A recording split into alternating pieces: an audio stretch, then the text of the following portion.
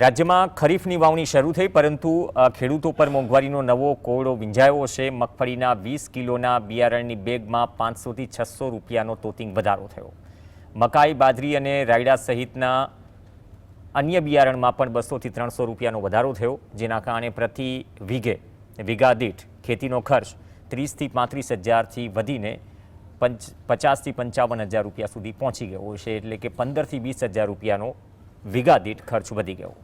પાકના ભાવ સ્થિર રહેતા ખેડૂતો આર્થિક તંગીમાં છે। ખેડૂતોએ સરકાર પાસે બિયારણના ભાવ પર અંકુશ અને સબસિડીની માંગ કરી।